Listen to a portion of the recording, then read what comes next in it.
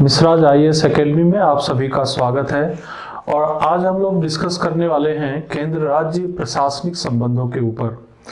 हम लोग चर्चा कर रहे हैं सेंट्रल स्टेट रिलेशंस, जिसमें कि सबसे पहले हम लोगों ने केंद्र राज्य विधायी संबंधों पर चर्चा किया विस्तृत रूप से, और आज हम लोग बात करेंगे केंद्र राज्य प्रशासकीय संबंधों के ऊपर। केंद्र राज्य प्रशासकीय संबंधों पर चर्चा करना इसलिए जरूरी है क्योंकि हमने कई बार ये देखा है कि केंद्र राज्य संबंधों के बीच विवाद खड़े होते हैं जो इन्हीं संबंधों से उत्पन्न होते हैं।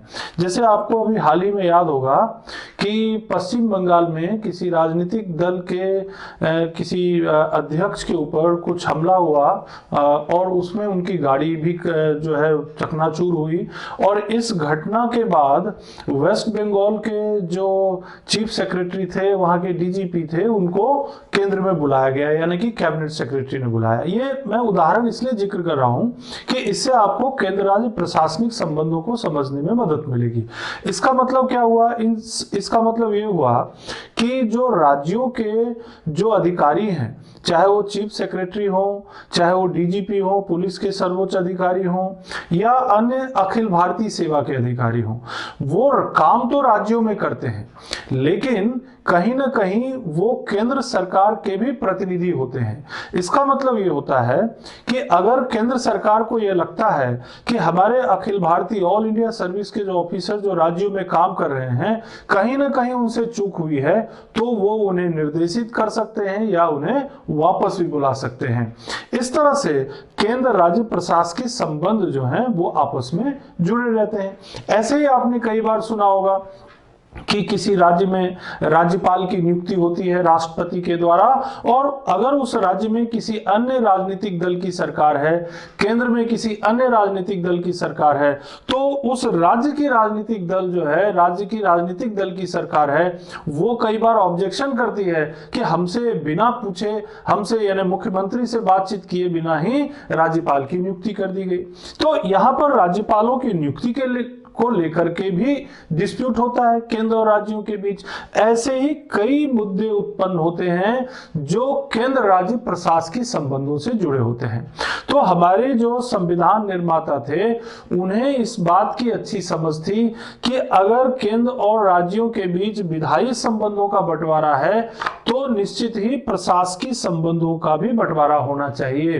कि अगर केंद्र राज्य प्रशासकीय संबंध नहीं होंगे, अगर संविधान में उल्लेखित नहीं होंगे और उन्हें स्पष्ट व्याख्या नहीं की जाएगी, तो धीरे धीरे केंद्र और राज्यों के विवाद बढ़ता चला जाएगा और ये विवाद जो है जनता के लिए हितकारी नहीं होगा। तो उन्होंने ये कोशिश की कि केंद्र राज्य प्रशासकीय संबंधों को भी संविधान में स्पष्ट कर दिया जाए।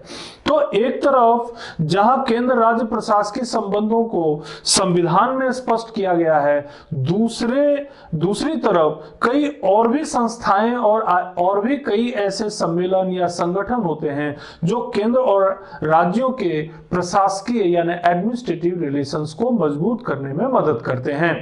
अब सवाल ये उठता है कि जब हम प्रशासकीय संबंधों की बात करते हैं तो हम क्या कहना चाहते हैं? क्या प्रशासकीय संबंधों की जब बात करेंगे तो इसका मतलब ये होता है कि जो कानून बनाए गए हैं, कानून कौन बनाते हैं? राष्ट्रीय स्तर पर संसद द्वारा बनाई जाती है, यानी कि यूनियन लिस्ट पर कानून बनाने का अधिकार पार्लियामेंट को है। स्टेट लेजिस्लेचर क्या काम करती है? तो स्टेट लेजिस्लेचर का काम ये होता है कि जो स्टेट लिस्ट पर कानून बनाने का काम है वो स्टेट लेजिस्लेचर करती है। अब जब कानून बना तो उस कानून का क्रियान्वयन भी होगा। तो जब कानून का क्रियान्वयन होगा, उसे क्रियान्वित किया जाएगा। क्रियान्वित कौन करेगा कानून को? तो केंद्रीय स्तर पर जो हमारी केंद्र सरकार है, जो सेंट्रल गवर्नमेंट है, यानी जो प्रधानमंत्री हैं और उनका कैबिनेट है और ये काउंसिल ऑफ मिनिस्टर्स है, और साथ ही साथ जो हमारे देश के कार्यकारी प्रमुख हैं, यानी हमारे देश के कार्यकारी प्रमुख मतलब हुए प्रधानमंत्री, और संवैधानिक प्रमुख हो गए राष्ट्रपति, प्रेसिडेंट। और प्रेसिडेंट जो है वो जो भी काम करते हैं वो किसकी मदद से करते हैं? मंत्री परिषद के सहायता और परामर्श से करते हैं।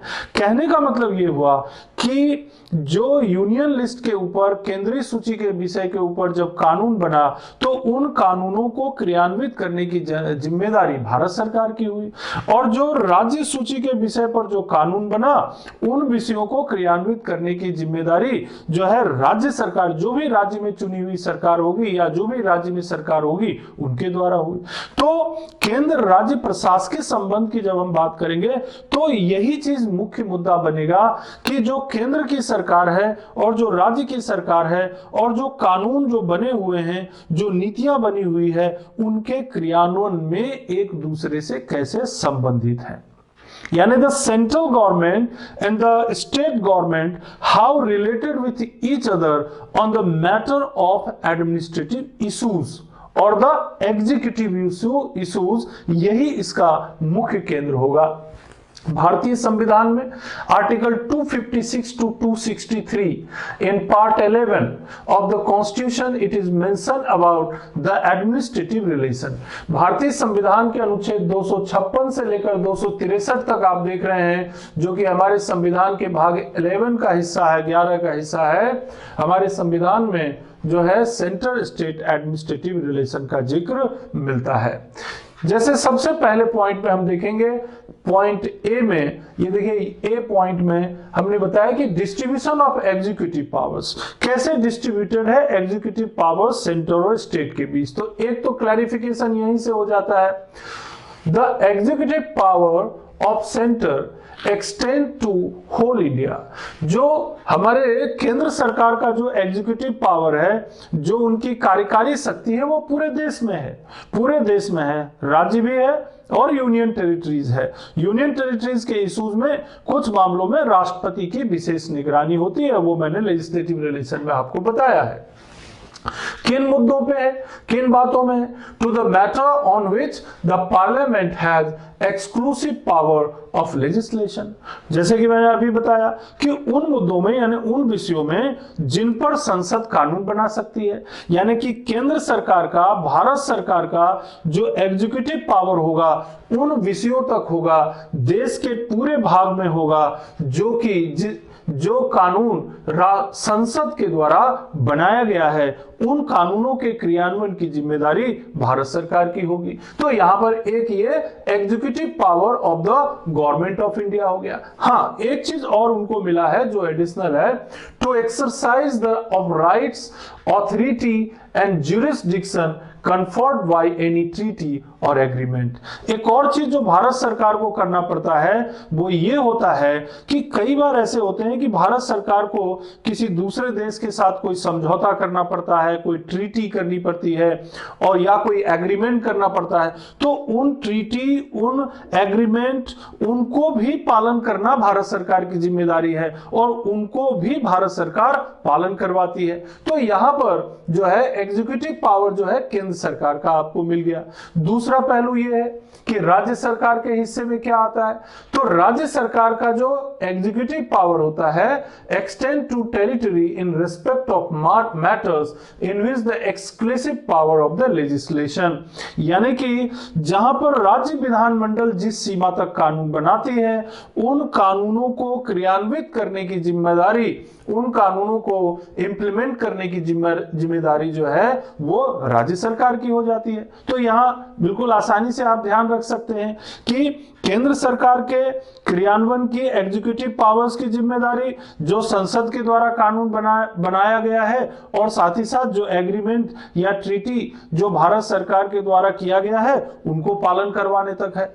और राज्य सरकार के को एग्जीक्यूटिव पावर जो मिला हुआ है वो एग्जीक्यूटिव पावर उस सीमा तक मिला हुआ है जहां तक कि राज्य का विधानमंडल यानी स्टेट लेजिस्लेचर जो है वो कानून बनाती है। तो इस तरह से आपको यहां पर डिस्ट्रीब्यूशन ऑफ एग्जीक्यूटिव पावर मालूम पड़ गया सेंटर और स्टेट के बीच। अब दूसरे पॉइंट में चलते हैं। बी पॉइंट ए हो गया डिस्ट्रीब्यूशन ऑफ एग्जीक्यूटिव पावर। अब देखते हैं obligation of states and the centre. इन दोनों के अपने अपने दायित्व हैं, अपनी अपनी इनकी रेस्पॉन्सिबिलिटी यानी ऑब्लिगेशन है। क्या ऑब्लिगेशन है? तो इस ऑब्लिगेशन का उल्लेख भी आपको मिल जाएगा अगर कॉन्स्टिट्यूशन के आर्टिकल्स में जाएंगे तो 256 में आप देखिए, वहां पर इसका जिक्र किया गया है कि प्रत्येक राज्य का दायित्व है कि संसद द्वारा निर्मित विधान का पालन सुनिश्चित करना और राज्यों से संबंधित वर्तमान विधान का पालन करना। विधान मतलब लेजिस्लेशन, ये ड्यूटी है प्रत्येक राज्य का। Each state have the power और एंड ऑल्सो द रेस्पॉन्सिबिलिटी। प्रत्येक राज्य सरकार का यह दायित्व है कि जो संसद ने कानून बनाया है, जो पार्लियामेंट ने कानून बनाया है, उस कानून को राज्यों में पूरी तरह पालन हो, इसकी निगरानी करना। और दूसरी बात, जो राज्य में पहले से ही निर्धारित जो कानून है, जो ऑलरेडी जो लेजिस्लेशन राज्य में चल रहे हैं, उनको लागू करवाना, ये राज्य सरकार की जिम्मेदारी है। अगर राज्य सरकार संसद द्वारा बनाए गए कानूनों को लागू करने में असफल रहती है या राज्य द्वारा बनाए गए कानूनों को लागू करने में असफल रहती है, तो ये तो राज्य की असफलता हो गई, ये तो राज्य सरकार की असफलता हो गई, तो ये तो बहुत बड़ा आरोप हो जाएगा राज्य सरकार के ऊपर। तो ये आर्टिकल 256 जो है ये ऑब्लिगेशन देता है राज्य सरकार को कि आपको करना क्या है। अगर आप संसद द्वारा बनाए गए कानूनों का पालन नहीं कर पाते हैं तो ये तो असंवैधानिक हो गया, या राज्य में जो ऑलरेडी जो लेजिस्लेशन है, ऑलरेडी जो कानून है, उसका पालन नहीं हो पाता है, ये असंवैधानिक हो गया। तो ऐसा तो करना संभव नहीं होगा, क्योंकि अगर ऐसा होता है तो इसके गंभीर परिणाम होंगे। दूसरी बात, केंद्र की कार्यपालिका शक्ति को बाधित या इसके संबंध में पूर्वाग्रह न रखना, यह भी राज्य का ऑब्लिगेशन है। State has obligation that the state should have no prejudice, उसके अंदर कोई पूर्वाग्रह नहीं होना चाहिए और न ही ऐसा कोई काम करना चाहिए, नॉट डू सच फंक्शन, जिससे कि केंद्र की कार्यपालिका शक्ति एग्जीक्यूटिव पावर राज्यों में बाधित होता हो या डिस्टर्ब होता हो। यानी केंद्र की कार्यपालिका शक्ति को राज्य में बाधित करना, डिस्टर्ब करना या उसके संबंध में किसी प्रकार का पूर्वाग्रह रख के उसको नुकसान पहुंचाना, ये दोनों ही बातें राज्य के लिए उचित नहीं होगा। राज्य का ये दायित्व है कि वो एक तो ये काम उनको करना है कि जो संसद द्वारा बनाए गए कानून है या जो राज्य के विधान द्वारा बनाए गए कानून है उनका पालन हो, और दूसरा प्रमुख काम उनका ये हो गया कि जो केंद्रीय कार्यपालिका द्वारा निर्धारित जो भी काम है, जो कुछ भी हो रहा है, केंद्रीय कार्यपालिका की जो शक्ति है, जो पावर है, जो राज्य में इंप्लीमेंट हो रही है, उसमें भी किसी प्रकार का कोई डिस्टरबेंस या बाधा उत्पन्न न करें। हाँ, अगर वो ऐसा करते हैं, अगर ऑब्लिगेशन जो उनके ऊपर है उसको ठीक ढंग से पूरा नहीं करते हैं, तो देखिए आर्टिकल 365 जो है इसका प्रावधान किया गया है, अनुच्छेद 365, ये माना जाएगा कि राज्य सरकार केंद्र द्वारा निर्देशित जो कार्य हैं, केंद्र के जो एग्जीक्यूटिव पावर्स हैं, उनमें बाधा उत्पन्न कर रही है, उनके निर्देशों को नहीं मान रही है, तो अनुच्छेद 365 के मुताबिक ऑटोमेटिकली ये पावर मिल जाता है राष्ट्रपति को कि वो ये देखें कि ऐसा तो नहीं कि राज्य संविधान के अनुरूप चल ही नहीं रहा हो।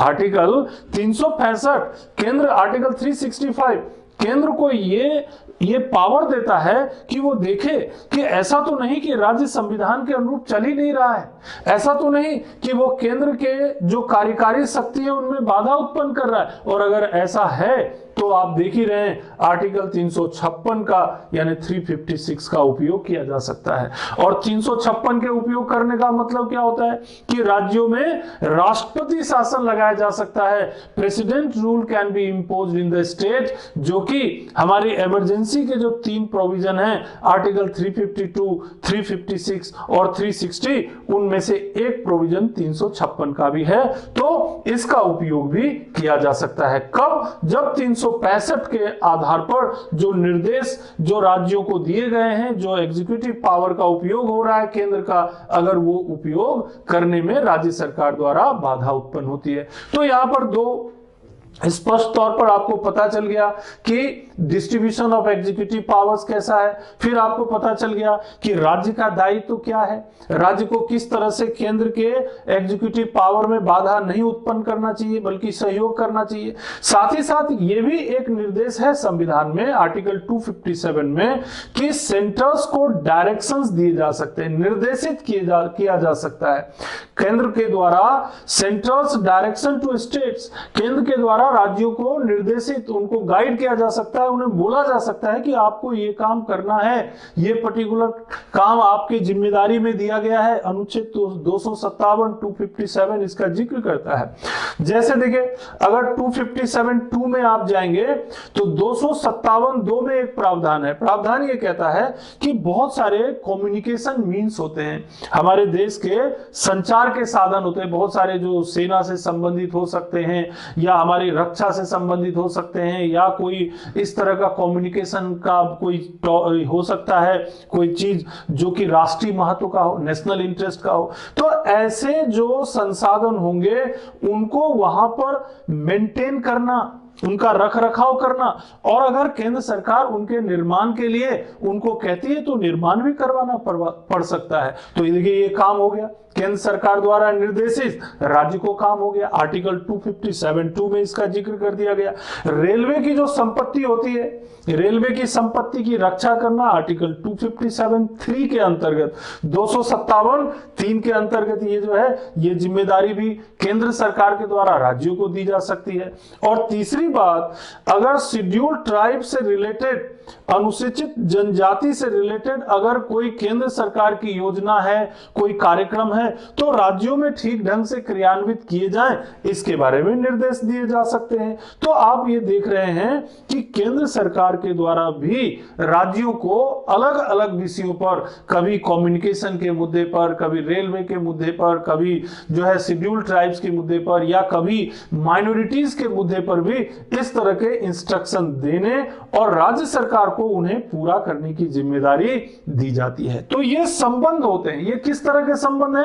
कार्यकारी संबंध, एग्जीक्यूटिव रिलेशन है, जिसमें राज्य की सरकारें केंद्र सरकार से डील करती है या केंद्र की सरकार राज्य सरकार से डील करती है। और आगे देखते हैं कि यहां पर एक डी में आपको एक पॉइंट बताया गया है कि म्यूचुअल डेलीगेशन ऑफ फंक्शंस, ये भी एक महत्वपूर्ण जिम्मेदारी हो जाती है केंद्र और राज्य। अब केंद्र और राज्यों के बीच आपने देखा जो पावर्स का डिवीजन है वो बहुत स्ट्रिक्ट है। तो कई बार ऐसा दोनों को जरूरत पड़ती है कि कुछ काम ऐसे हैं जो केंद्र सरकार के को चाहती है कि राज्यों के द्वारा कराया जाए, और कुछ काम ऐसे होते हैं जो राज्य सरकार चाहती है कि भाई केंद्र सरकार इन कामों को करने में हमारी मदद करे। तो इसमें बुराई क्या है?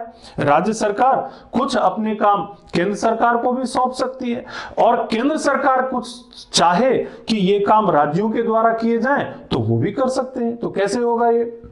तो यहां पर आपके पास जब राष्ट्रपति राज्य सरकार की सहमति पर, लेकिन ये अपने आप नहीं होगा, थोड़ा इसमें प्रोसेस करना पड़ेगा। राष्ट्रपति क्या करेंगे? राज्य सरकार की सहमति पर केंद्र के किसी कार्यकारी कार्य को सौंप सकते हैं राज्यों को। केंद्र सरकार, राष्ट्रपति क्या करेंगे? जो बहुत सारे काम केंद्र सरकार के पास हैं उनमें से कोई पर्टिकुलर काम किसी राज्य को सौंपा जा सकता है अगर राष्ट्रपति चाहे तो। अब राष्ट्रपति तो देखिए क्या करते हैं, राष्ट्रपति जो है वो मंत्री परिषद की सलाह और मशविरा पर काम करते हैं, और मंत्री परिषद के प्रमुख कौन होते हैं? तो प्रधानमंत्री होते हैं। तो कुल मिलाकर के जो केंद्र सरकार है, केंद्र सरकार का प्रमुख, वास्तविक प्रमुख कौन है? प्रधानमंत्री। और जो संवैधानिक प्रमुख है वो कौन है? राष्ट्रपति। अब ये प्रधानमंत्री और राष्ट्रपति के बीच संबंधों वाली बात हो गई। तो कई बार ऐसा होता है कि केंद्र सरकार अपने कुछ काम राज्य सरकार को अगर चाहे तो सौंप सकते हैं, और केंद्र राज्य की बिना सहमति के भी, हाँ ये चीज भी ध्यान रखना है कि ऐसा नहीं कि हमेशा राष्ट्रपति जो है राज्य सरकार को पूछेंगे, राज्यपाल को पूछेंगे कि ये काम आपको सौंपा जाए। कभी कभी ऐसा भी हो सकता है कि राष्ट्रपति की कभी कभी ऐसा भी हो सकता है कि केंद्र सरकार राज्यों को बिना उनसे बातचीत किए, बिना उनसे पूछे सीधे निर्देश दे सकते हैं कि आप ऐसा काम जो है करिए। लेकिन जब भी ऐसा किया जाएगा तो यह संसद की सहमति से किया जाएगा, न कि राष्ट्रपति के द्वारा, न कि राष्ट्रपति के द्वारा। यहां भी थोड़ा सा समझ लेने की जरूरत है कि देखिए, पहला केस ऐसा था जिसमें राष्ट्रपति केंद्र सरकार के कार्यों को जरूरत पड़ने पर राज्यों को सौंप रहे हैं, लेकिन दूसरे कंडीशन में केंद्र सरकार राज्यों को काम सौंप रही है लेकिन उनसे बातचीत करके नहीं। जरूरी है इसलिए केंद्र सरकार राज्यों को काम सौंप रही है, लेकिन ऐसा जब भी किया जाएगा तो यह संसद के माध्यम से किया जाएगा, यानी पार्लियामेंट ऐसा करने के लिए उनको कहेगी, राज्यों को कहेगी कि यह जरूरी है और आप ऐसा करिए। और ये दोनों प्रावधान जो है आपको मिल जाएंगे आर्टिकल 258 में। 258 में क्या कहते हैं कि union gives power to state. अनुच्छेद 258 क्या करता है, जो केंद्र है वो राज्यों को कुछ पावर देता है, राज्यों को कुछ शक्ति देता है कि आप कुछ पर्टिकुलर काम को करिए। और दूसरी तरफ 258A अनुच्छेद 258A जो है ये प्रावधान करता है कि जरूरत पड़ने पर स्टेट यानी राज्य जो है कुछ फंक्शंस को रेंडर कर सकते हैं, सौंप सकते हैं केंद्र सरकार को। तो यहां पर दो आर्टिकल और आ गए आपके पास, आर्टिकल 258 एंड 258A, जिसमें 258 जो है वो केंद्र सरकार के द्वारा यानी यूनियन के द्वारा राज्यों को काम सौंपने की बात कहते हैं, और 258A कहता है कि राज्य सरकार को अगर जरूरत हो तो वो केंद्र सरकार को भी जरूरत पड़ने पर कुछ कार्य सौंप सकते हैं। इस तरह का हमारे देश में और हमारे संविधान में जो है केंद्र राज्य के बीच प्रशासकीय संबंधों की चर्चा की गई है। लेकिन बात यही नहीं होती, अब होता यह है कि केंद्र और राज्यों के बीच जो कार्य और शक्तियों का विभाजन है ये बहुत ही रिजिड है, दृढ़ है, इसमें बहुत तेजी से बदलाव नहीं हो पाता है। तो इसीलिए दोनों के बीच सहयोग का होना भी जरूरी है। तो इस पॉइंट में हम देखेंगे पॉइंट ई में cooperation between centre and states. Cooperation between centre and states में हमारे पास 3 आर्टिकल्स हैं, आर्टिकल 261, 262 एंड 263। सबसे पहले बात करते हैं, देखिए 261 की, अनुच्छेद 261। 261 क्या कहता है कि केंद्र और राज्यों में जो लोक अधिनियम है यानी जो पब्लिक एक्ट हैं, जो कानून बनाए गए हैं, जो रिकॉर्ड हैं, चाहे वो केंद्र सरकार के रिकॉर्ड हो, चाहे वो राज्य सरकार के रिकॉर्ड हो, चाहे वो जुडिशियल प्रोसीजर हो, न्यायिक प्रक्रिया है, जुडिशियल प्रोसीजर के संचालन के लिए भारत के भू क्षेत्र में विश्वास और साख रहेगा। यानी कि देश के भीतर किसी भी राज्य में, किसी भी यूनियन टेरिटरी में, भारत सरकार के किसी भी कार्यालय में केंद्र और राज्य के जो लोक अधिनियम होंगे, जो लोक यानी कि जनता के हित में बनाए गए जो कानून हैं, जो रिकॉर्ड है, जो दस्तावेज है, जो सरकारी दस्तावेज हैं, जो न्यायिक प्रक्रिया जो अपनाई जाती है, जो जुडिशियल प्रोसीजर अपनाई जाती है, सबको बराबर विश्वास और सम्मान मिलेगा। ऐसा नहीं कि कोई चीज किसी राज्य में तो उसको कानून माना जा रहा है, उसको रेस्पेक्ट किया जा रहा है, उसको बराबर माना जा रहा है, और दूसरे राज्य में उसकी कोई वैल्यू नहीं है। ऐसा नहीं, पूरे देश में अगर कोई भी इस तरह का जनता से संबंधित कोई कानून है, कोई रिकॉर्ड है, न्यायिक प्रक्रिया है, तो उसे पूरे देश में, भारत के भू क्षेत्र में विश्वास और उसकी साख होगी। यह बात आर्टिकल 261 के द्वारा स्पष्ट कर दिया गया है। दूसरी बात यह कि कई बार ऐसा होता है कि कुछ ऐसे नदी हैं, रिवर्स हैं, रिवर वैलीज हैं जो 2 या 2 से अधिक राज्यों के बीच हैं, और कई बार नदी के पानी के बंटवारे को लेकर, नदी के ऊपर पानी के नियंत्रण को लेकर और उनके पानी के वितरण, डिस्ट्रीब्यूशन को लेकर के विवाद उठ खड़ा होता है ना। जैसे नर्मदा नदी के जल के विवाद को लेकर विवाद है, कावेरी नदी के जल को लेकर के विवाद है। तो कई ऐसे विवाद हैं जो हमारे स्वतंत्रता के बाद, जब स्वतंत्रता के दौरान भी ये घटनाएं घट रही थी, जब संविधान निर्माण हो रहा था तब भी उनको पता था कि इस तरह के विवाद की स्थिति होगी, तो उसका भी इंतजाम संविधान में कर दिया गया कि ऐसे विवादों को लेकर अगर संसद चाहे तो क्या कर सकती है, एजुडिक्शन यानी न्याय निर्णय कर सकती है। कब? आर्टिकल 262 के द्वारा। अकॉर्डिंग टू आर्टिकल 262 संसद किसी अंतर्राज्यीय नदी, नदी घाटी, पानी के प्रयोग, नियंत्रण, वितरण के संबंध में किसी विवाद या शिकायत पर एजुडिक्शन यानी कि न्याय निर्णय कर सकती है। ये पावर संसद को, पार्लियामेंट को आर्टिकल 262 के द्वारा दिया गया है। तो देखिए यहां भी समस्या को कम करने की कोशिश की गई है।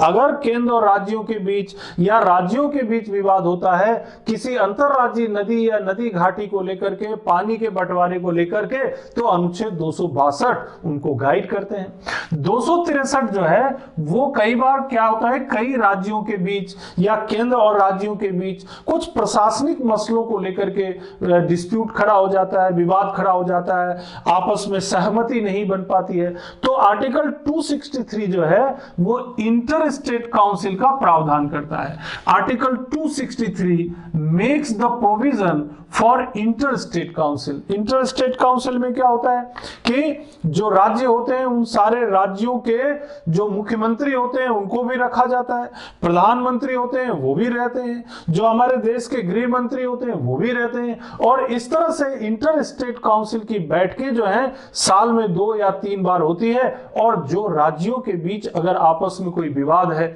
उन पर चर्चा होती है, केंद्र और राज्यों के बीच कोई विवाद है उसके ऊपर चर्चा होती है। तो आर्टिकल 263 भी केंद्र और राज्यों के बीच प्रशासनिक संबंधों को मजबूत करने का एक तरीका है। तो यहां पर कोऑपरेशन डेवलप करने के लिए संविधान में यह व्यवस्था की गई है सेंट्रल और स्टेट के बीच, जिसमें आर्टिकल 261, 262 और 263 जो है महत्वपूर्ण हो जाता है। इतना ही नहीं, संसद को यह भी अधिकार है कि अगर अंतर्राज्यीय व्यापार या वाणिज्य को लेकर के, इंटर स्टेट ट्रेड और कॉमर्स को लेकर के अगर कोई विवाद होता है तो जरूरत करने पर वो प्राधिकरण यानी कि कोई अथॉरिटी का गठन कर सकते हैं, कोई प्राधिकरण का गठन कर सकते हैं। ये भी संसद को अधिकार दिया गया है। तो ये भी कोऑपरेशन का ही एक हिस्सा है।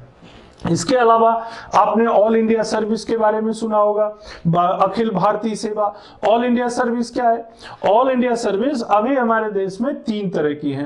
एक तो इंडियन एडमिनिस्ट्रेटिव सर्विस है, इंडियन पुलिस सर्विस है और इंडियन फॉरेस्ट सर्विस है। ये 3 सेवाएं हैं जो ऑल इंडिया सर्विस कहलाती हैं, और इसका उल्लेख आर्टिकल 312 में किया गया है। 312 ऑल इंडिया सर्विस। अब ये अखिल भारतीय सेवाएं हैं, ये केंद्र राज्य संबंधों को कैसे डील करते हैं? तो मैंने शुरू में ही आपको बताया था कि भाई केंद्र राज्य संबंधों को ऑल इंडिया सर्विस जो है कई बार बहुत मजबूती प्रदान करते हैं। इवन सरदार वल्लभ भाई पटेल ने भी इनका समर्थन किया, और साथ ही साथ जो डॉक्टर भीमराव अंबेडकर, जो हमारी जो संविधान निर्माण समिति के ड्राफ्टिंग कमेटी के जो चेयरमैन थे, उन्होंने भी इसका समर्थन किया कि ऑल इंडिया सर्विस जरूरी है। कैसे? तो ऑल इंडिया सर्विस के जो अधिकारी होते हैं उनकी नियुक्ति जो है ये तो केंद्र सरकार के द्वारा होती है, यानी केंद्र सरकार उन्हें कहां भेजते हैं? राज्यों में, और राज्य सरकार में वो काम करते हैं। यानी कि केंद्र सरकार, भारत सरकार के द्वारा उनकी नियुक्ति राज्य सरकारों में यानी राज्य सरकार के काम के लिए की जाती है। यानी कि अब अखिल भारतीय सर्विस जो हो गया, ऑल इंडिया सर्विस, उनके 2 मालिक हो गए, नंबर 1 राज्य सरकार और नंबर 2 केंद्र सरकार। अब उनको भर्ती और प्रशिक्षण किसने किया? ट्रेनिंग एंड रिक्रूटमेंट का काम किसने किया? तो केंद्र सरकार ने किया।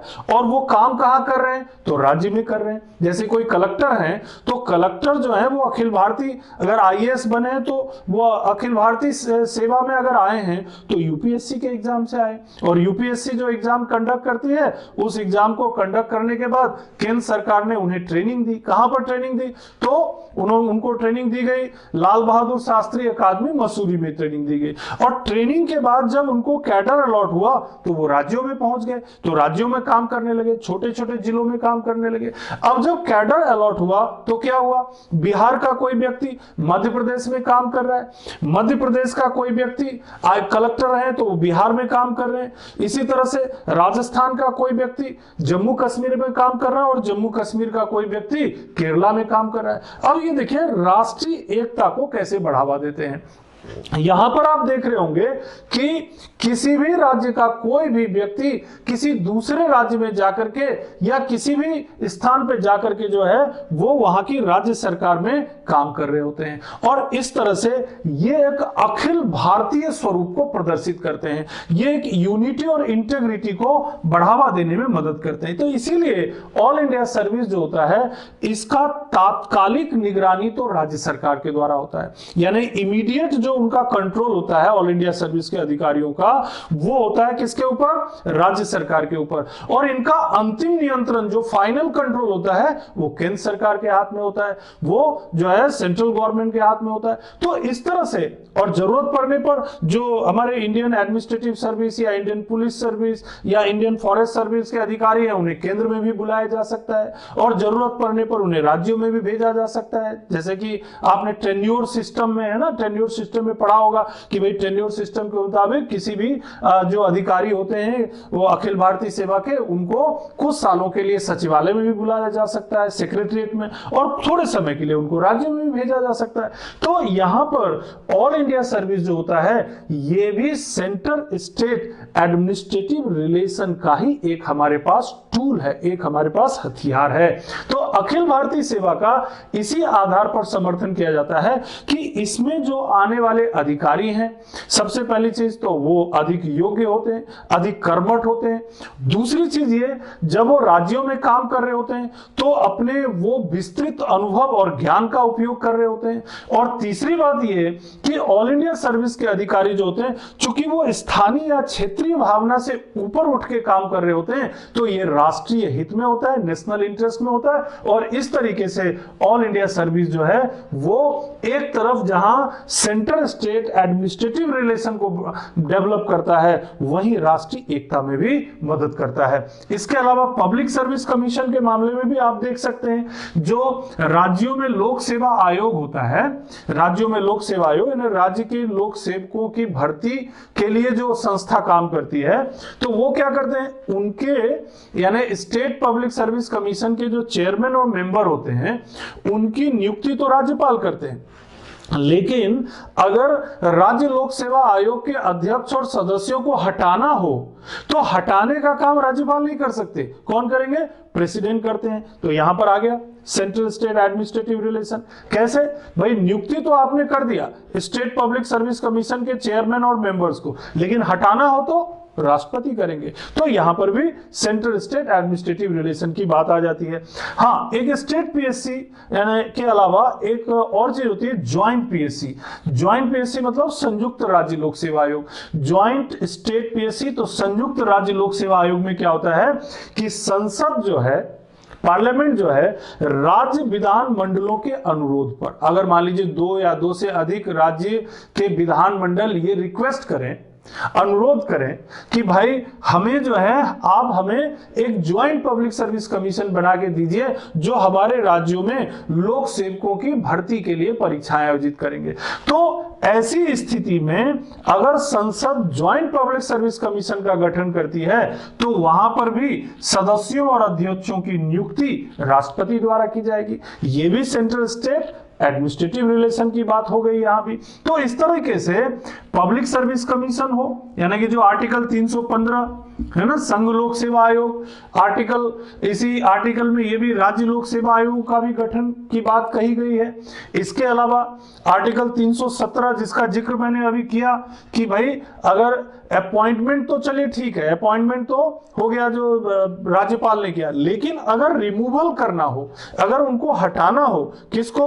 तो राज्य लोक सेवा आयोग के अध्यक्ष और सदस्यों को तो राज्यपाल रिमूव नहीं करेंगे, रिमूव करेंगे प्रेसिडेंट, यानी एक निश्चित प्रक्रिया से ही उन्हें हटाया जाएगा। तो ये एडमिनिस्ट्रेटिव रिलेशन की बात हो गई। ज्वाइंट पब्लिक सर्विस कमीशन का भी मैंने जिक्र किया, यहां भी जो है केंद्र और राज्यों के संबंधों को बहुत अच्छी तरह बताया गया है। भाई अगर मान लीजिए 2 या 2 से अधिक राज्य ये चाह रहे हैं कि हम सब राज्य को मिल करके एक ही लोक सेवा आयोग हो, तो इसमें बुराई क्या है? संसद उनके लिए एक लोक सेवा आयोग गठित कर देगी और वो जो लोक सेवा आयोग होगा उसके नियुक्ति, उसके अध्यक्ष और सदस्यों की नियुक्ति गवर्नर नहीं करेंगे, कौन करेंगे? राष्ट्रपति करेंगे। उन्हें हटाने का काम भी राष्ट्रपति करेंगे। तो इस तरह से यहां पर भी केंद्र राज्य संबंधों की बात हो जाती है। हाँ, एक और खास बात हमारे देश के संविधान में इंटीग्रल जुडिशियल सर्विस है, यानी एकीकृत न्यायिक प्रणाली है। यानी कि चाहे मुद्दा केंद्र सरकार से संबंधित हो या राज्य सरकार से संबंधित हो, जब मुद्दा न्यायिक विषयों में यानी जुडिशियल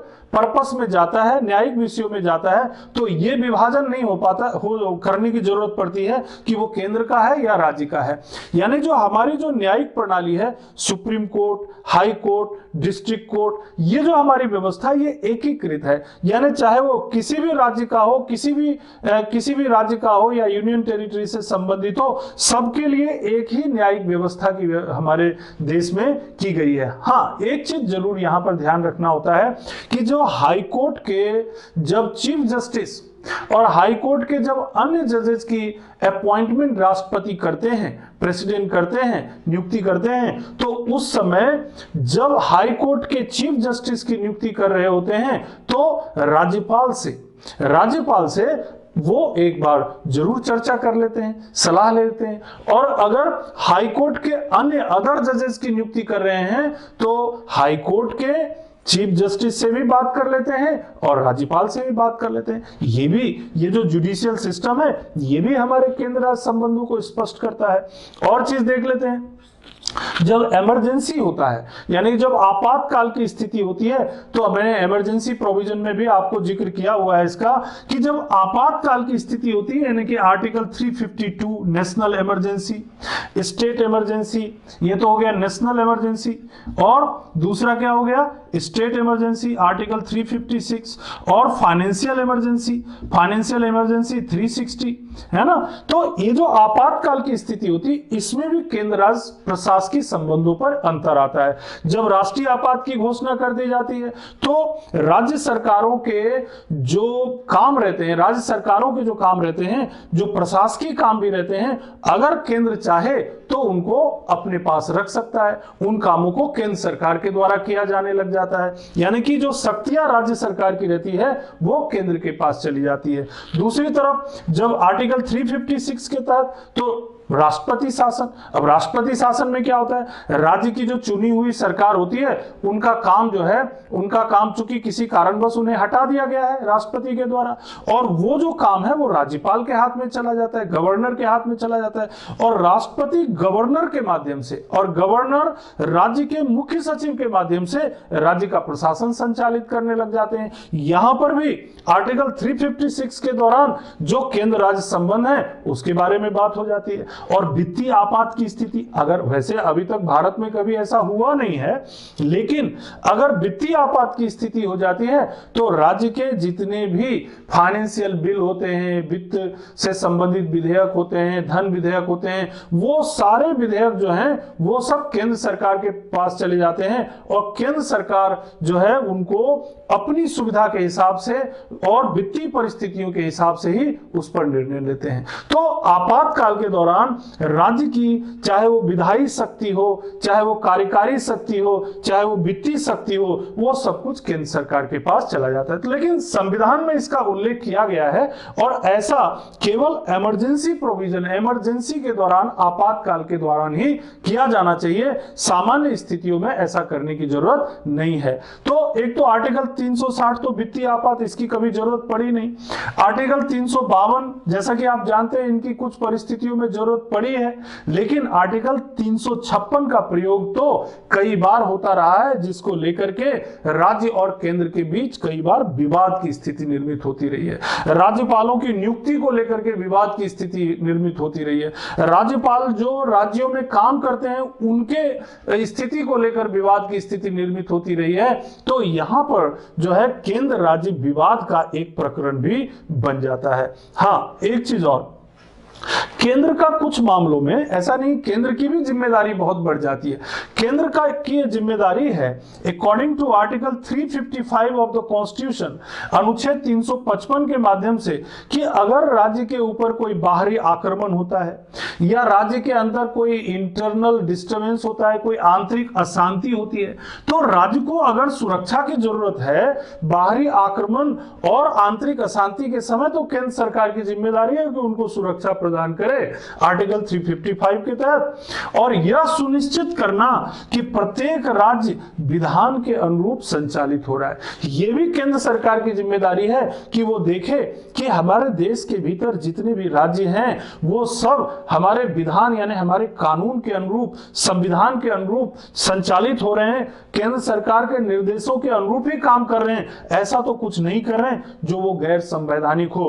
तो आर्टिकल 355 के तहत एक तरफ जहां केंद्र सरकार को राज्य की सुरक्षा और आंतरिक अशांति के समय मदद की जिम्मेदारी हो जाती है, वहीं दूसरी तरफ उनको यह भी देखना होता है कि राज्य में कोई ऐसी गतिविधि तो नहीं चल रही है जो देश के लिए पृथकतावादी सेपरेटिज्म को बढ़ावा दे रहा हो, देश के संविधान को नुकसान पहुंचाने वाला हो। और इसका मकसद क्या रहा होगा? इसका मकसद यही रहा होगा कि जो संविधान निर्माता थे, जो संविधान सभा था, उनके दिमाग में सर्वोपरि राष्ट्रीय एकता और अखंडता रही होगी, और इसीलिए ये पावर्स उन्होंने सेंटर यानी कि केंद्र को दे रखा है, और ये जिम्मेदारी केंद्र सरकार को दे रखी है कि आप पूरी जिम्मेदारी के साथ एक तरफ जहां राज्यों की मदद करेंगे, उनसे सहयोग लेंगे और उनका सहयोग करेंगे, वहीं दूसरी तरफ अगर कोई असंवैधानिक काम होता है तो उसे रोकने की भी कोशिश करेंगे। लेकिन इनके अलावा भी राज्यपालों की नियुक्ति होती है केंद्र के द्वारा, राष्ट्रपति के द्वारा राज्यों में, तो कई बार जो राज्य के मुख्यमंत्री होते हैं, अगर किसी दूसरी पार्टी की सरकार है राज्य में, तो उनको उसको लेकर के ऑब्जेक्शन होता है और कई बार वो इसकी शिकायत करते हैं, राज्यपाल की भूमिका को लेकर के भी शिकायत करते हैं। लेकिन फिर वही बात आती है कि हमारे संविधान निर्माताओं ने बहुत सोच समझ करके ही ये व्यवस्था की है कि राज्यपाल जो होंगे वो राज्य के संवैधानिक प्रमुख होंगे, कॉन्स्टिट्यूशनल हेड होंगे, और वो कॉन्स्टिट्यूशनल हेड होने के साथ साथ उनकी नियुक्ति जो है वो राष्ट्रपति के द्वारा की जाएगी, यानी प्रेसिडेंट के द्वारा की जाएगी राज्यपाल की नियुक्ति। तो यहां पर भले ही राज्यों में किसी भी पार्टी की सरकार हो, संवैधानिक तौर पर उस पार्टी के, चाहे किसी भी पार्टी की सरकार हो, उस राज्य में जो संवैधानिक प्रमुख है वो राज्य के द्वारा नियुक्त एक व्यक्ति यानी कि गवर्नर होते हैं, और गवर्नर को भी पूरी जिम्मेदारी के साथ राज्य और केंद्र के बीच बेहतर संबंध बनाने की भूमिका होनी चाहिए। और यही चीज लेकर के कई बार विवाद होता है, तो राजनीति में जनरली होता ही है, कोई नई बात नहीं है, वो होगा भी। तो लेकिन फिर भी संविधान कितनी समुचित रूप से इसकी व्यवस्था करता है ये आप यहां पर देख रहे होंगे। इसके अलावा देखिए, स्टेट इलेक्शन कमीशन का प्रावधान किया गया था 73वें और 74वें संविधान संशोधन के द्वारा। The state election commission provision was made by the 73rd and 74th constitutional amendment. और इसकी खासियत क्या है? इसमें यह खासियत है कि जो राज्य निर्वाचन आयुक्त होते हैं, जो स्टेट इलेक्शन कमिश्नर होते हैं, उनकी नियुक्ति तो करते हैं राज्यपाल, लेकिन जब उन्हें रिमूवल करना हो, उन्हें हटाना हो, तो फिर वही बात, प्रेसिडेंट के द्वारा हटाए जाते हैं, वो राष्ट्रपति के द्वारा हटाए जाते हैं। तो यहां पर भी केंद्र राज्य प्रशासनिक संबंधों की बात स्पष्ट नजर आ जाती है। इनके अलावा ये जो संवैधानिक व्यवस्था है जिसमें कि केंद्र राज्य विधायी संबंधों को स्पष्ट किया गया है, इनके अलावा भी बहुत सारे ऐसे प्रावधान हैं हमारे देश में अभी जिससे कि केंद्र राज्य प्रशासकीय संबंधों को बेहतर बनाए रखा जा सके। जैसे नीति आयोग का गठन किया गया है। अब नीति आयोग में जो है एक रीजनल काउंसिल होता है, और रीजनल काउंसिल में राज्यों के मुख्यमंत्री भी होते हैं, कैबिनेट मंत्री भी होते हैं, प्रधानमंत्री भी होते हैं। नीति आयोग के जो अध्यक्ष होते हैं स्वयं प्रधानमंत्री होते हैं। तो वो भी एक संस्था है जो केंद्र राज्य प्रशासकीय संबंधों को आपस में जोड़ती है। इस तरह से रीजनल काउंसिल हो गया, यानी कि जो हमारी क्षेत्रीय परिषद, जो राज्य अलग अलग 4-5 क्षेत्रीय 6 क्षेत्रीय परिषद आजकल हो गए हैं। तो जो रीजनल काउंसिल है, उस रीजनल काउंसिल में क्या होता है? रीजनल काउंसिल में जो राज्यों के जो मुख्यमंत्री होते हैं वो होते हैं, और साथ में हमारे देश के गृह मंत्री होते हैं, और इस तरीके से राज्यों के बीच होने वाले विवाद या केंद्र और राज्यों के बीच होने वाले विवादों को हल करने की कोशिश की जाती है। अब ये बात स्पष्ट हो चुकी है कि भारतीय संविधान में जहां एक तरफ केंद्र और राज्यों के बीच प्रशासनिक संबंधों का उल्लेख किया गया है, वहीं दूसरी तरफ ये भी व्यवस्था होती रहती है गैर संवैधानिक तरीके से यानी संविधान के बाहर जाकर कि केंद्र और राज्यों के बीच बेहतर संबंध बना रहे, जिसमें आपको मैंने नीति आयोग, रीजनल काउंसिल और ऐसे कई और संस्थाएं हैं, जैसे राष्ट्रीय Ekta Parishad, national integration council भी एक संस्था है। इसी तरीके से एक जो है द नॉर्थ ईस्टर्न काउंसिल, यानी कि जो हमारे जो उत्तर पूर्वी राज्य हैं उनको लेकर के एक काउंसिल की व्यवस्था की गई है। और अभी हाल ही में जो 101वां संविधान संशोधन हुआ है ना, जिसमें जीएसटी की बात की गई, तो जीएसटी काउंसिल भी बनाया गया है। जीएसटी काउंसिल में आप देखिए हमारे जो देश के वित्त मंत्री होते हैं, फाइनेंस मिनिस्टर होते हैं, वो होते हैं, वित्त राज्य मंत्री वो भी होते हैं, राज्यों के वित्त मंत्री भी होते हैं। अब ये सब मिलकर के टैक्स से रिलेटेड मुद्दों पर बात करते, तो क्या हुआ, ये भी तो कहीं ना कहीं प्रशासकीय संबंधी हुए ना। तो जीएसटी काउंसिल भी जो है एक इसी तरह की व्यवस्था है। हाँ, साथ ही साथ कई बार ऐसा होता है कि इन प्रशासकीय संबंधों को लेकर के डिस्प्यूट भी होता है। जैसे जीएसटी के मुद्दे में राज्य कहेंगे कि भाई हमें टैक्स कम मिल रहा है, हमें और टैक्स की जरूरत है। केंद्र कहेगा कि नहीं, इससे ज्यादा टैक्स आप अगर किया जाएगा तो टैक्स के रेट बढ़ जाएंगे, ऐसा मत करिए। विवाद हो गया। कई बार राज्यपालों की नियुक्ति को लेकर के विवाद हो जाता है। कई बार राज्य में जो गतिविधियां हो रही होती है, एक्टिविटीज हो रही होती है, जिससे केंद्र सरकार को यह लगता है कि केंद्र सरकार के जो निर्देश हैं, केंद्र सरकार के जो गाइडलाइन है, उसका राज्यों में पालन नहीं किया जा रहा है। इसको लेकर के डिस्प्यूट हो रहा होता है। कई बार ऐसा होता है राज्य विधानमंडल ने कोई कानून बनाने का प्रयास किया, यानी कोई बिल लाया, और राज्यपाल जो है, राज्यपाल अगर केंद्र में किसी और पार्टी की सरकार हो, राज्य में किसी और पार्टी की सरकार हो, तो राज्यपाल क्या करते हैं, ऐसे कानूनों को या तो पास कर सकते हैं या अपने पास सुरक्षित रख सकते हैं, या फिर राष्ट्रपति जो है, राष्ट्रपति से परमिशन के लिए रख लेते हैं। तो इसमें भी राज्यों को कई बार जो है डिस्प्यूट होता है, राज्यों को शिकायत रहती है। तो इन्हीं सब चीजों को लेकर के डिस्प्यूट्स ना हो, इसीलिए कई बार गवर्नर्स कॉन्फ्रेंस किए जाते हैं, उसमें खुद राष्ट्रपति जो है उसकी अध्यक्षता करते हैं। चीफ मिनिस्टर्स कॉन्फ्रेंस होते रहते हैं, जिसमें प्रधानमंत्री अध्यक्षता करते हैं। चीफ सेक्रेटरी कॉन्फ्रेंस होते हैं, जिसमें कैबिनेट सेक्रेटरी की अध्यक्षता होती है। चीफ जस्टिस कॉन्फ्रेंस होता है, जो हाई कोर्ट के चीफ जस्टिस हैं उनको जो है हमारे देश के यानी सुप्रीम कोर्ट के चीफ जस्टिस जो है उसकी अध्यक्षता करते हैं। कई बार जो है राज्यों के होम मिनिस्टर्स का कॉन्फ्रेंस होता है, उसमें हमारे देश के होम मिनिस्टर की अध्यक्षता होती है। और कई बार जो लॉ मिनिस्टर्स होते हैं, जो राज्यों के जो कानून मंत्री होते हैं, उनकी भी की जो है कॉन्फ्रेंस होती है, उनकी भी सभा होती है, और उसमें जो हमारे देश के लॉ मिनिस्टर होते हैं वो उसकी अध्यक्षता करते हैं। ये सब क्यों कर रहे हैं? ये सब इसीलिए कर रहे हैं कि केंद्र और राज्यों के बीच पहली बात तो ये जो प्रशासकीय संबंध है वो संविधान के अनुरूप चलता रहे, और दूसरी बात अगर विवाद हो ही जाता है, और विवाद होना स्वाभाविक है क्योंकि डेमोक्रेसी है, और डेमोक्रेसी में राज्यों में किसी और पार्टी की सरकार है, केंद्र में किसी और पार्टी की सरकार है, तो ये एक स्वाभाविक बात है। लेकिन इसी कारण से डेमोक्रेसी है, प्रजातंत्र का इतना महत्व है, लेकिन उन्हीं डेमोक्रेसी में से ही हल भी निकालना पड़ेगा। तो अगर विवाद हो भी जाता है तो उसे संविधान के दायरे में रहकर हल कर सकते हैं, संविधान के दायरे के बाहर भी जाकर के भी उन विवादों को हल करके जनता के हित में काम किया जा सकता है। तो यहां पर आपने केंद्र राज्य प्रशासकीय संबंधों के अंतर्गत देखिए कितनी महत्वपूर्ण बातों पर चर्चा की। पहली चीज तो आपने ये देखा कि आर्टिकल 256 से 263 तक इसका जिक्र किया गया है। फिर आपने देखा पॉइंट ए में कि एग्जीक्यूटिव पावर सेंटर और स्टेट के बीच कैसे बांटा गया है। फिर आपने देखा आर्टिकल 256 के तहत ये जानने का प्रयास किया कि केंद्र और राज्यों के दायित्व का बंटवारा किस तरह से किया गया है। फिर आप चले गए आगे 257 में सेंटर जो है केंद्र को किन किन मुद्दों पर निर्देश दे सकती है, उनको गाइड कर सकती है, वो भी आपने देख लिया।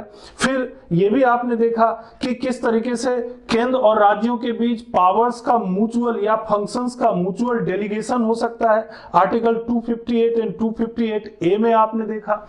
इसके अलावा जो केंद्र और राज्यों के बीच कोऑपरेशन है किस तरीके डेवलप किए जा सकते हैं अलग अलग विषयों पर, तो उनमें आपने जो केंद्र और राज्यों के जो रिकॉर्ड होते हैं, केंद्र और राज्यों के जो जो अधिनियम होते हैं उनको मान्यता देने के संबंध में आर्टिकल 261, 262 अंतरराज्यीय नदी और नदी घाटी विवाद से संबंधित, और 263 इंटर स्टेट काउंसिल से रिलेटेड बात आपने की। और इंटर स्टेट काउंसिल, संविधान में इंटर स्टेट काउंसिल का प्रावधान था, लेकिन इसका गठन जाकर के हुआ है 1990 में, और तब से ये काम भी कर रहा है। इसका आपने देखा आर्टिकल 312 में ऑल इंडिया सर्विस के महत्व को आपने देखा कि किस तरीके से ये प्रशासकीय संबंधों को डील करते हैं। पब्लिक सर्विस कमीशन जो लोक सेवकों की भर्ती से संबंधित है, वो भी हमारे सेंट्रल स्टेट एडमिनिस्ट्रेटिव रिलेशन से रिलेटेड है, उसके बारे में भी आपने देख लिया। ज्वाइंट पब्लिक सर्विस कमीशन के बारे में भी देख लिया। इंटीग्रल जुडिशियल सर्विस के होने से किस तरह से केंद्र और राज्यों के बीच प्रशासकीय संबंध मजबूत होते हैं, ये भी आपको पता चल गया। आर्टिकल 352, 356 और 360 की स्थिति में केंद्र राज्य प्रशासकीय संबंधों में जो बदलाव होता है वो भी आपको पता चल गया। आर्टिकल 355 के माध्यम से केंद्र राज्य की जिम्मेदारी जो कि राज्यों की संरक्षा, राज्यों के प्रोटेक्शन से संबंधित है और राज्यों की आंतरिक सुरक्षा से संबंधित है, इसको लेकर भी आपको जानकारी मिल जाती है। और साथ ही साथ राज्यपाल की नियुक्ति जो राज्यों में राष्ट्रपति के द्वारा की जाती है उसको लेकर के, और इलेक्शन जो स्टेट इलेक्शन कमीशन होते हैं उनके बारे में भी आपको जानकारी दी गई। इसके अलावा जो संविधान के अलावा बहुत सी संस्थाएं हैं जो काम कर रही हैं वो भी आपको मालूम पड़ गया, जैसे नीति आयोग हो गया, जीएसटी काउंसिल हो गया, रीजनल काउंसिल हो गया। और मान लीजिए विवाद हो ही गए तो उन विवादों को हल करने के लिए अलग अलग समय पर जो कॉन्फ्रेंसेज होते हैं, जो सम्मेलन होते हैं, उन सम्मेलनों के माध्यमों से भी इन विवादों को यानी प्रशासकीय विवादों को हल करने की कोशिश की जाती है और केंद्र और राज्यों के बीच बेहतर प्रशासनिक संबंध बनाने का प्रयास किया जाता है। इन बातों के साथ ही मैं अपनी बात यहां पर फिनिश करूंगा। अगर आपको हमारा ये वीडियो पसंद आता हो तो कृपया इसे आप सब्सक्राइब जरूर करिएगा, हमारे चैनल को शेयर, कमेंट और लाइक भी करिएगा। ये हमारे लिए मोटिवेटिंग भी होगा और आपको आने वाली परीक्षाओं में मदद करेगा, ऐसा मुझे उम्मीद है। धन्यवाद।